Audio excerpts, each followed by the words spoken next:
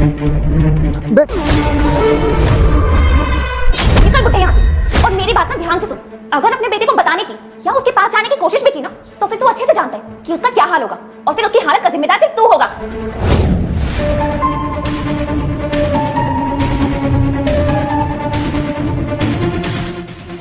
अरे शिवानी, यहाँ पर तो एक अंकल बैठे थे ना, वो कहाँ गए? छोड़ो ना करण, उनकी किस्मत में होगा ही नहीं खाना, हम चलते हैं। हाँ ठीक है।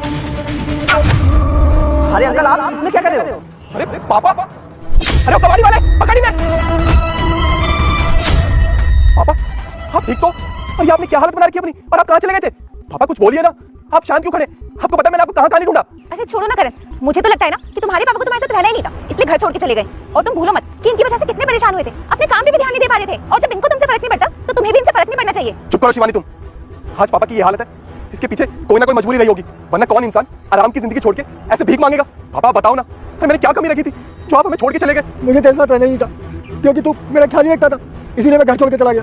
पापा आप ये कैसी बात कर रहे हैं? और मैं अच्छे से जानता हूँ कोई भी माँ बाप अपने बच्चों को छोड़ के ऐसे जा नहीं सकते। देखो पापा, आपको मेरी कसम, आपको बताना होगा कि आप मुझे छोड़ के क्यों गए।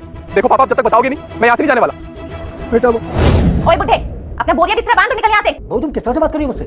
और मैं अपना घर छोड़कर क्यों जाऊंगा? अपने बेटे की सलामती के लिए, क्योंकि अगर तू ये घर छोड़कर नहीं गया ना तो मैं पुलिस में जाकर कंप्लेन कर दूंगी कि मेरे ससुर और मेरा पति मेरे साथ दहेज के लिए मारपीट करते हैं।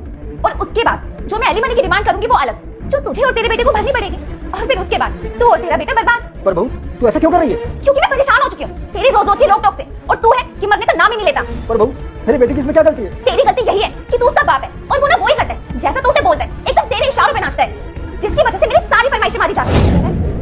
वो ना मेरा फोन खराब हो रहा है और मेरे सारे दोस्तों के पास आईफोन है, तो मैं सोच रही हूँ ना मैं भी आईफोन ले लूँ। ठीक है, मैं एक बार पापा से पूछ लेता हूँ।